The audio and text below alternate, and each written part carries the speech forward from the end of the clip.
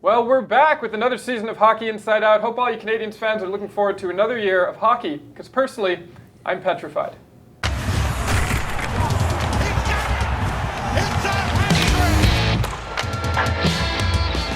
Well, we're back with another year after a long, arduous summer. Hope you guys enjoyed yourselves. Very much. Happy to be back. How can you not? 3-month summers are fun. We got Stu Cowan, CBC Daybreak's Jessica Resnack, and Mr. Chris Nyland. Here's what we're going to be talking about on today's show. Number 1, was trading Max Pacioretty the right move for the Canadiens? Number 2, is Max Domi an upgrade over Alex Galchenyuk? Number 3, should the Habs go all in on a rebuild and trade Shea Weber when he becomes healthy? Number 4, is Jonathan Drouin a better fit at center or on the wing? And number 5, which newcomer are you most interested in watching this season? Let's start the show. Considering the fact that Max Pacioretty has been one of the most prolific goal scorers in the NHL over the past 5 years, couldn't figure out why Marc Bergevin would try so hard to get rid of him. Then I thought about all the other moves that Bergevin has made over the past few years and couldn't really figure out any of those either. So I came up with the only logical explanation that I could think of to explain Bergevin's behavior when it comes to managing the Canadiens. This is it. Marc Bergevin has been planted in a position of power by Vladimir Putin and the Russians to destroy the Canadiens and create a sense of chaos within our society. Now, I'm okay with that idea because every time I try and figure out a method to Bergevin's madness, a little piece of my brain explodes and I become angry and sad.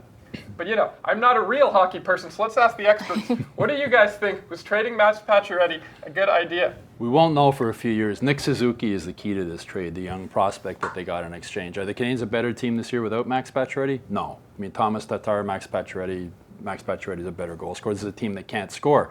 But what it came down to, all this he said, he asked for a trade, he didn't ask for a trade. What it comes down to is Marc Bergevin didn't want Max Pacioretty anymore. For whatever reason, whether he didn't like him as a captain, didn't like him as a leader, he stuck a knife in the captain's back at the end of last season when he said it was all about attitude, pointing the finger at him. So he was going to go no matter what. They didn't want him here anymore. Time will tell if that was the right decision. But I think the Montreal Canadiens could have handled the situation so much better. Marc Bergevin just had to say, look, this team needs to get younger, and in order to get younger, we have to give up some valuable assets, and Max Pacioretty is the guy that we're going to have to give up for the future. And I think a lot of Habs fans would understand that, but the fact that they were not saying anything about Max Pacioretty, and he's been here all summer talking about how much he wants to, continue to be a member of the Montreal Canadiens, how much he loves the city. He was at the Rogers Cup, he was donating food to a homeless shelter, that the Canadiens maybe could have handled the situation in a better way than turning around and so eagerly saying at the golf tournament that it was Max Pacioretty who wanted the trade and they were just respecting his wishes. Well, transparency can work if you actually use it. I mean, yes. Knuckles, you know Max. Yeah, I go back to, when Michel Therrien apparently said, he's the worst captain ever. Now, where there's smoke, there's fire. And I'm sure that's not the first time that was said, if that's what was said. And I'm sure they thought that. I don't think they liked his captaincy, one.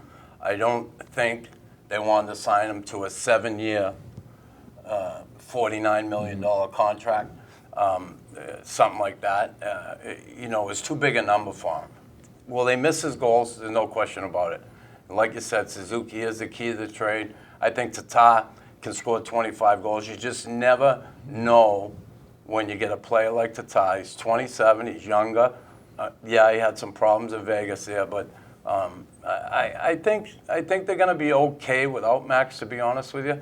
I think things are going in the other direction now. And honestly, if I was a GM, I wouldn't give Max that big number that he was looking for. Just from a business standpoint. Well, if I was running the Habs PR, I would have told Marc Bergevin, here's what you're going to say. We're moving forward. We want to get younger. We don't want to commit this long-term contract to Max Pacioretty. We wish him all the best in the future. We thank him for everything he's done in the past. And we're moving forward. Thank you, Max. End of story, instead of making it ugly. But it always gets ugly with Bergevin now. It was ugly with Piquet. It was ugly with Andrei Markov. It was ugly with Radulov. He makes it personal. And as a GM, you can't make it personal. There's business and there's personal. And you can't get personal when you're dealing business. That's it. I'm starting to feel like he makes it so personal. And I'm sick of the same old story of there's a mysterious reason that probably has nothing to do with the players' play that Marc Bergevin wants to trade him. It's starting to feel like he manages the Canadiens like his own personal dinner party. You know what I mean? Well, he didn't want Max anymore, and time will tell if he was right. So just come out and say, we don't want him anymore. Thank you for everything you've done. We're moving forward, and end the story. Okay. Another big trade in the offseason, they traded Galchenyuk for Max Domi. In Max Domi, the Habs got a smaller, less productive, but cheaper and probably less annoying forward. Do you think that was an upgrade on Alex Galchenyuk? Listen, I don't have a problem with this deal, to be honest with you. Alex Galchenyuk has been here for, 7 years? He has never once improved on the defensive end. Yeah, he got points. His father coaches him, not the coach. And it got to be too much, to be honest with you, as far as if I was managing the team, if I was coaching the team, that's really difficult to deal with a player who doesn't want to learn how to play in his own end, won't commit to doing it, and then also has his father coaching him. I don't have a problem with that. I like Domi. He's got a lot of spirit. He can skate. And we'll see down the road. Listen, points-wise, Galchenyuk might do better out in Arizona. There's probably no question about that. But I think bringing Domi here and utilizing him the right way, he's certainly going to help the team. Well, Galchenyuk scored 30 goals before. Domi had 9 goals last year, 4 into an empty net. The 4 empty netters, though, show you that they trust him defensively because he's on the ice at the end of games. So, now that they're trying him at center with Drouin on the wing, I think he's a more responsible player. Is he as offensively productive? No. My first impressions of Max Domi, he's a really intelligent kid. He's really smart. He's a lot bigger when you see him in the locker room out of equipment. He's solid. He's built almost like Brendan Gallagher. So we'll see. I mean, in Arizona, I'm interested in seeing, what's Rick Tocchet going to do with Galchenyuk and with Galchenyuk's dad? I can see Rick Tocchet dragging his father out and saying, take a hike. Well, I wonder how long he'll keep him at center when he sees the -2 every night and the -3 every night and he's not producing. So, yeah, it's going to be interesting. Well, I know it's still early on, but I think he's got some great chemistry with Jonathan Drouin now, and Drouin brought this up that, they can almost be interchangeable at center, that if one's having a good night, or not having a good night, I should say, that they could switch in and out. What was interesting, though, when we talk about fathers, I asked Max Domi, how does his dad feel seeing him now with the Habs jersey on? He said maybe the first 5 minutes was weird, but he said now his dad, Ty Domi, is the biggest Habs fan out there. So I'm sure for Toronto Maple Leafs fans, it would be very weird, because it's going to happen at one point. You'll see Ty Domi in the Habs jersey, and they'll probably show him on the Jumbotron or something like that. Well, Max Domi's much more gifted offensively than his dad was, but I think he has the same compete level that his dad had and the same drive. So that's, Alex Galchenyuk didn't have that.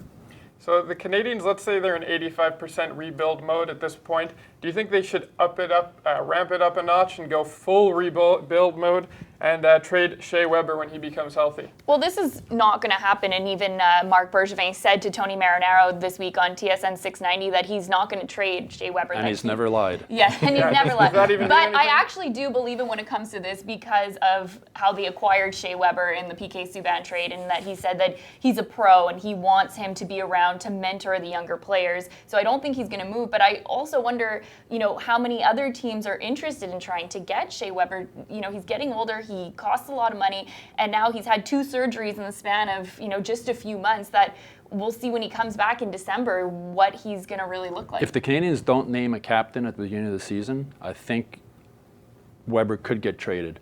The scenario I can envision, Weber comes back in December, plays really well, proves that he's over the surgery, the 2 surgeries he had, dominates, and a team at the trade deadline, he would be a very, very valuable asset to them. At some point, the Canadiens need to look at dumping that contract, which has 8 years left at a $7.8 million salary cap. And I think the longer they wait, the more difficult that's going to be. So I think if he comes back and he proves he can play, and at the trade deadline a team wants to give you something for it, go for it. I mean, and Shea Weber, he never wanted to come to Montreal. He was happy in Nashville. I don't know how much Shea Weber wants to, I don't want to speak for Shea Weber, I don't know how much he wants to live through a rebuild, which is what this is, whether the Canadiens say it or not. So it'd be good for both parties, and if he proves he's healthy, I think they could get quite a bit for him at the trade deadline. Mm-hmm. Yeah, I'm looking forward to seeing him come back. I think he'd be a good mentor to the younger players when you're going through a retool, rebuild, whatever they want to call it. It's good to have that influence in the locker room and on the ice. So, yeah, I don't have a problem with being around. I understand the financial part, 7 years left, that kind of money. It's a lot of dough. And at some point, you would think they would want to get out from underneath it. But the longer they wait, the tougher it's going to be. I like the idea he's here. I think he can certainly be useful. And as far as him not wanting to come here, maybe that was the case. He's here now. And to mentor young kids and give your best on the ice and get paid $7.8 million a year. Hey, as far as the leadership and the role model on defense, Luke Richardson, I thought was a fantastic offseason hire. He's a guy I think these kids are going to respect. If they're probably too young to remember him playing, but go look up some YouTube videos of Luke Richardson. He was a tough, hard-nosed player. He looks like he could still play. He's still in fantastic shape. So I think he's a guy that the players, the defensemen, everybody on that team is going to sort of look up to a little bit, along with Kirk Muller. I think they have 2 assistant coaches in place there that will be very well respected by the players. At training camp, Jonathan Drouin has been playing left wing with Max Domi and Joel Armia. Is Drouin a better fit at center or on the wing? What do you think? I think he's a better fit at wing. There's so much negativity surrounding this team and the center ice position and all that. And now they put Domi there. Everybody says, oh, my God, here we go again. But listen, it's out there. Everybody knows this has been a problem. They've drafted, 7 centermen this last draft. And they're in the process of trying to change that. So putting Domi there, I don't have a problem with it. I like the idea of Drouin back on the wing. It'll free him up to play his game. He doesn't have to worry about the defensive end as much. And I think Domi's the kind of guy who, obviously he's a good playmaker, but he's the kind of guy who will be responsible on his own end, and I think the coach will love that. We'll see. Again, it's an experiment somewhat, and the longer he's there, the better it will be for him. The thing I like about Drouin on the wing, it's Bergevin showing you can actually admit he made a mistake, which he doesn't do very often. He, like, right from the beginning of camp, it wasn't like we're going to put him in center. Right from day one, he's on the wing, Domi's at center. So the GM admitted they tried to hammer that square peg into a round hole last year with Drouin. It was terrible. It was tough to watch on some nights. I mean, he looked lost. So putting him on the wing, so many of the good goal scorers in the NHL play wing. They're not centermen. The centerman's a setup man. So they're both setup men, Domi and Drouin. And Drouin talked after the red versus white scrimmage. He was talking to me saying that one of us is going to have to shoot.